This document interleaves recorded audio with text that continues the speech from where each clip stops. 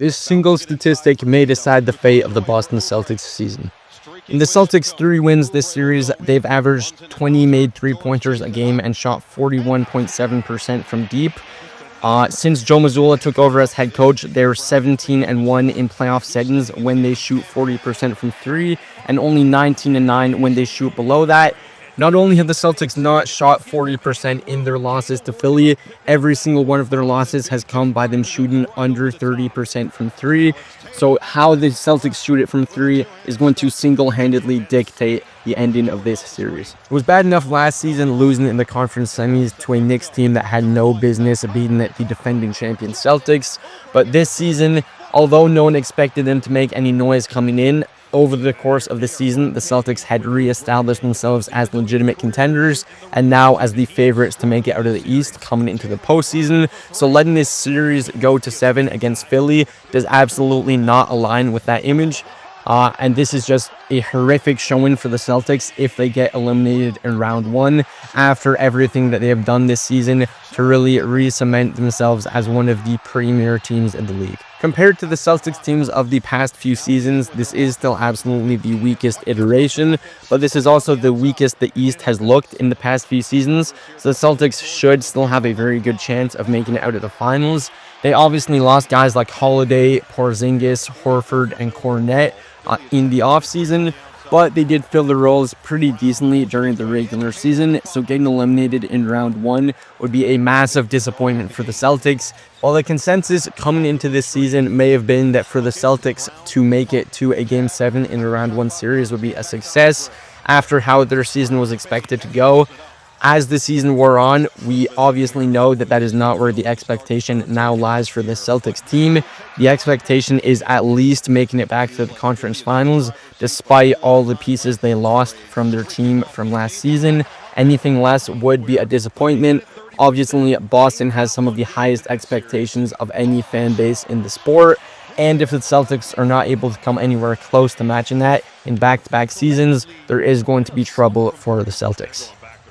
Game 6 was just pathetic from Boston. They did not come out with any intensity whatsoever to close this one out in 6.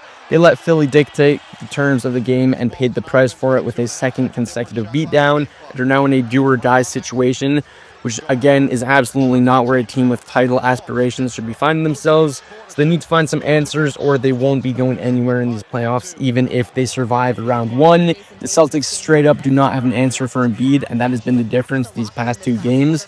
Kata cannot stay on the floor while defending him, and Vucevic can't defend him at all. All the while, any attempts at help defense are leading to easy kick-out opportunities, which Philly has been converting on at a very high clip. Seeing as Game 7 is a do-or-die, must-win situation for the Celtics, I do think they should go about guarding Embiid in a different way. It is a risky strategy, but it does only have to work for 1 game. I do think Boston's best chance of shutting down Embiid is to put a physical wing like Jordan Walsh on him and just play him straight up.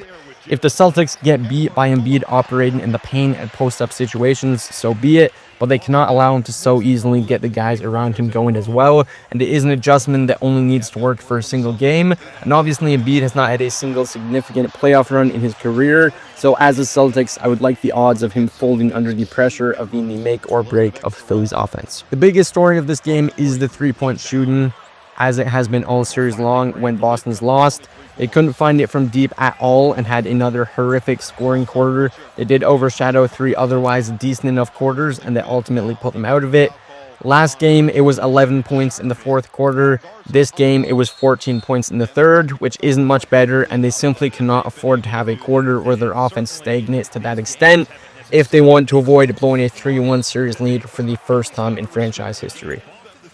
Another big issue for Boston was they just got demolished in the paint tonight, and the free throw shooting sunk the Celtics with 7 misses despite only taking 16 shots. They not only should be getting to the line more with 2 of the most prolific downhill players in the game in Tatum and Brown, but they also need to convert on those opportunities they get, no matter how limited they may end up being. While the Celtics' three-point shooting percentage is almost certainly going to decide the outcome of Game 7, and they have not shot it well in back-to-back games now, I do think the Celtics still have to be the favorites in Game 7. Not only have they been here before, but it is a home game with some of the best fans in the league in attendance. They do need to match Philly blow for blow and can't stand to be passive for even a single second of the game. Even if their long balls aren't falling, they will just have to buckle down and find other ways to get points. I don't anticipate it being a blowout like so many games this series have been. I wouldn't at all be surprised if we saw one of the lower scoring games of the series in Game 7.